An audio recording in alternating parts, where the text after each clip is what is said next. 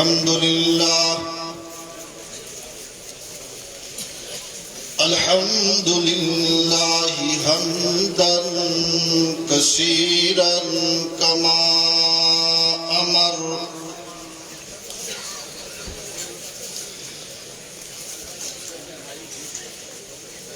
ونشهد أن لا إله إلا الله وحده لا شريك له في الخلق والأمر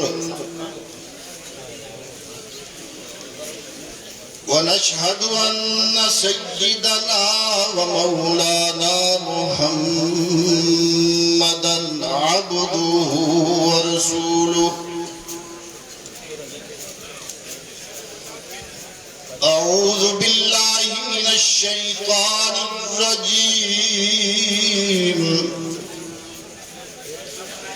بسم الله الرحمن الرحيم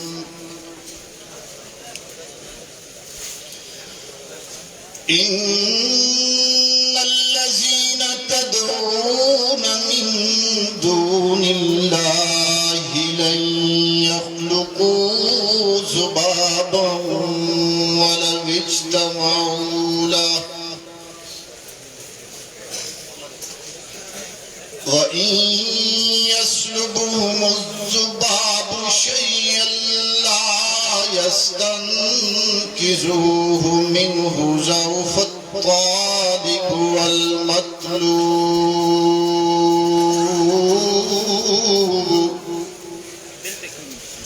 صدق الله مولانا العظيم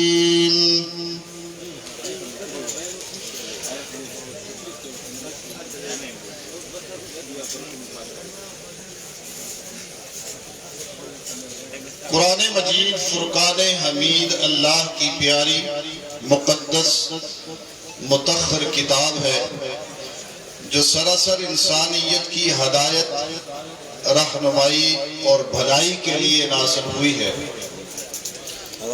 الحمد کی الف سے والناس کی سین تک سراسر ہدایت ہی ہدایت ہے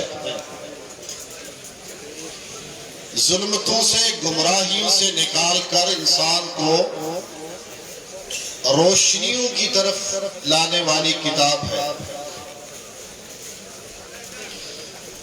سب سے بڑی تاریکی اور سب سے بڑی گمراہی وہ یہ ہے کہ انسان اللہ کے حق میں کسی اور کو شریک بنائے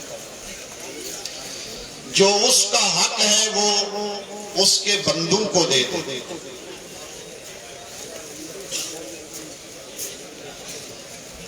اور اس کے ساتھ مخلوق کو شریک بناتا رہے یہ اللہ کو گوارا نہیں ہے بات عبادت کی سب سے جو عجز والی بات ہے یعنی جس میں بندہ اپنی عاجزی کی حد کر دیتا ہے اسے کہتے ہیں سجدہ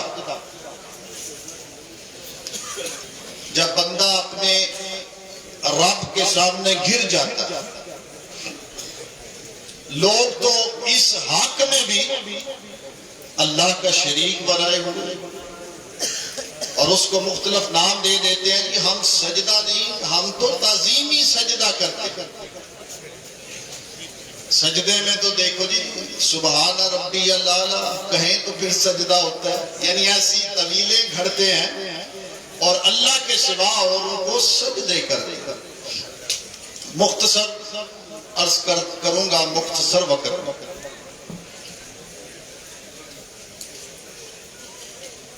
قرآن کریم میں اللہ نے فرمایا وَأَنَّ الْمَسَاجِدَ لِلَّهِ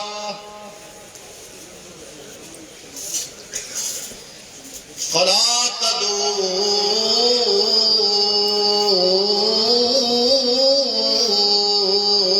مَعَ اللَّهِ أَحَدًا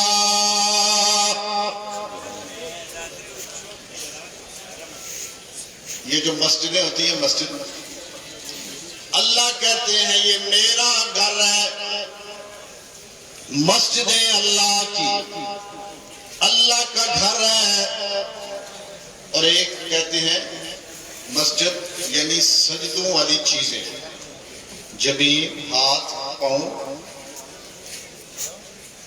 یہ میں اللہ کا حق ہے کہ سجدہ میرا کراؤ، اور اگر مسجد میں آ جاؤ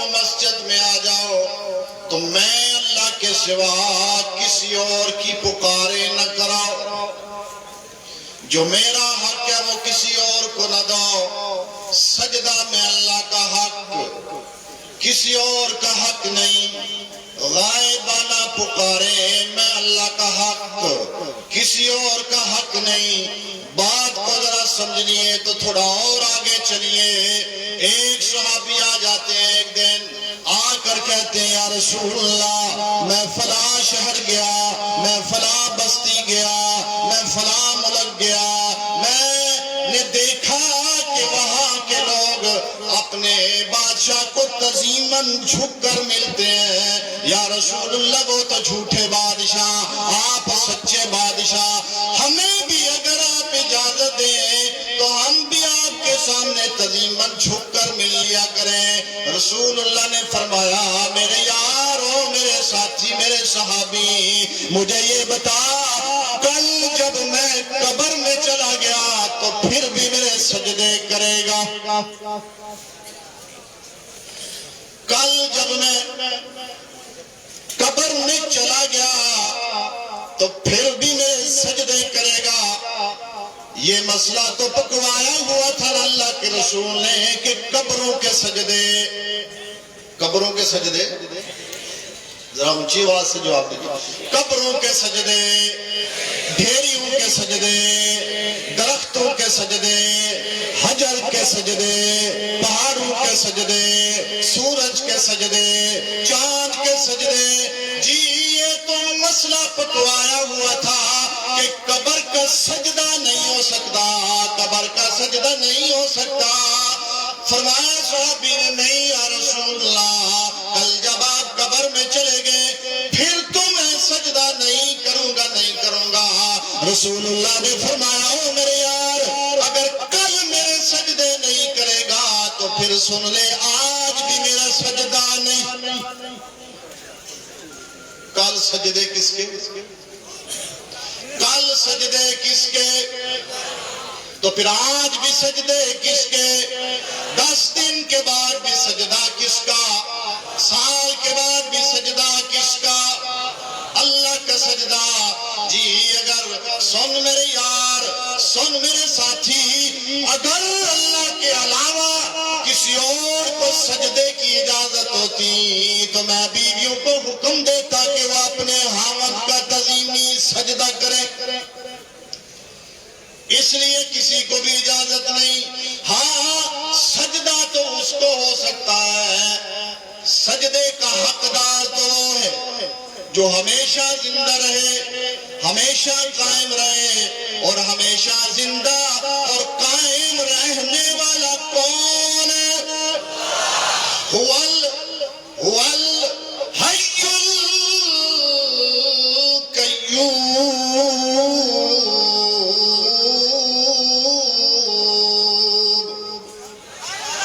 ہمیشہ زندہ رہنے والا کون؟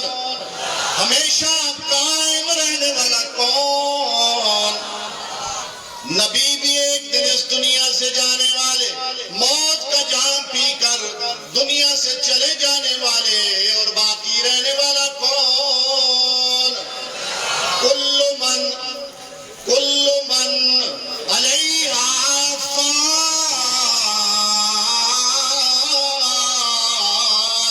ویبقا وجہ ربک ذو الجلال۔ کون ہے ہمیشہ زندہ رہنے والا؟ رب بھی زندہ رہنے والا، لیکن باقی ہر ایک پہ موت آنے والی ہے۔ تو سجدے کا حق اس کو ہے لوگوں، سجدے کا حق اس کو ہے جس پہ کبھی موت نہیں آنی اور ہمیشہ قائم دائم رہنے والا۔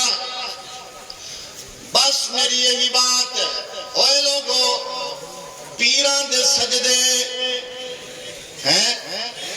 یہ پنجاب میں لوگ سجدے کرتے ہیں، پتہ نہیں ادھر کا کیا ماحول ہے، لیکن ہمارے پنجاب میں چھوٹے پیر ہوں بڑے پیر ہوں، کوئی بھی آ جائے لوگ اس کو سجدے کرتے ہیں اور پیر صاحب تھپکیاں دیتے ہیں، شاباش شاباش بیٹے شاباش، کرو اور سجدے کرو۔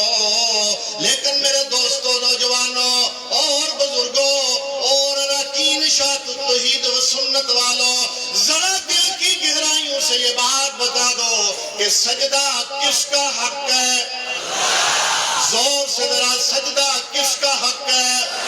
پیرا دا حق، ڈھیریاں دا حق، قبروں والوں کا حق، مولویوں کا حق، بادشاہوں کا حق نہیں ہے، اس بادشاہ کا حق ہے جو سارے بادشاہوں کا بادشاہ ہے۔ جھکنا ہے تو اس بادشاہ کے سامنے جھکو، سجدہ تو صرف اسی کا سجدہ، کسی اور کا سجدہ نہیں کرنا چاہیے۔ جی سجدہ صرف اسی کا، تو پھر پکارے بھی صرف اسی کی۔ جو آیت میں نے تلاوت کی ہے مختصر طور پہ عرض کرنے لگا ہوں، اللہ کہتے ہیں جو اللہ کے علاوہ اوروں کو بلاتے ہیں کہ تو فلانا حاجت روا، فلانا مشکل کشا، فلانا دستگیر، فلانا کارساز، فلانا حاضر ناظر، فلانا قادر مطلق، فلانا عالم الغیب، فلانا علام الغیوب، فلانا بگڑیاں بنانے والا، فلانا نفع نقصان کا مالک، فلانا عزتیں اور ذلتیں دینے والا، فلانا اولادیں دینے والا، فلانا کشتیاں پار لگانے والا، یہ سمجھ کر جن کو پکارتے ہو، لوگوں پکارتے رہو، تمہیں کچھ فائدہ نہ دے گا، ان سے کچھ نہ ملے گا۔ ہاں کیا مل سکتا ہے؟ وہ تو ایک مکھی بنانے کے بھی اہل نہیں ہے، وہ تو مکھی بھی نہیں بنا سکتے، وہ تو مکھی بنانا تو بڑی دور کی بات ہے، بڑی دور کی بات ہے، مکھی بنانا تو بڑی دور کی بات ہے۔ اگر وہ کوئی تم کھانا کھا رہے ہو تو مکھی آ جائے، جو تم ہو وہ بھی آ جاؤ، جن کو پکار رہے ہو ان کو بھی بلا لو، سارے مل کے اس مکھی کے منہ سے وہ جو تمہارے کھانے سے اڑا کے لے دے، چھڑا بھی نہیں سکتے۔ کون ہے پکارے سننے والا؟ اب بس آخری بات، دل کی گہرائیوں سے، فکر و نظر کی اس گہرائی سے جواب دے دیجئے، انشاءاللہ یہی جواب ہم کل اپنے رب کے سامنے بھی یہی کہیں گے، میرا اور آپ کا حاجت روا کون؟ میرا اور آپ کا مشکل کشا کون؟ میرا اور آپ کا دستگیر کون؟ کارساز کون؟ بگڑیاں بنانے والا کون؟ عزتیں دینے والا کون؟ علی کا مشکل کشا کون؟ انبیاء کا مشکل کشا کون؟ اللہ کہتے ہیں اور میرا بندہ کدھر بھاگتا چلا جا رہا ہے؟ کیا ہو گیا تجھے؟ میرے در کو اگر چھوڑ کے اوروں کے در پہ بھاگتا رہے گا تو پھر تجھے بڑے خدا ملیں گے، کبھی پنڈی جانا پڑے گا قسمت کھوٹی کو کھڑی کروانے کے لیے، کبھی لاہور جانا پڑے گا علی حجویری کی قبر بار اپنے کاروبار کو چمکانے کے لیے جانا پڑے گا، کبھی ادھر کبھی ادھر، در سے مانگتا پھرے گا۔ میں اللہ کہہ رہا ہوں میرے در پہ تجھے عزتیں ادا کر دوں گا۔ واحد دعوانا الحمدللہ۔ ماشاءاللہ فیض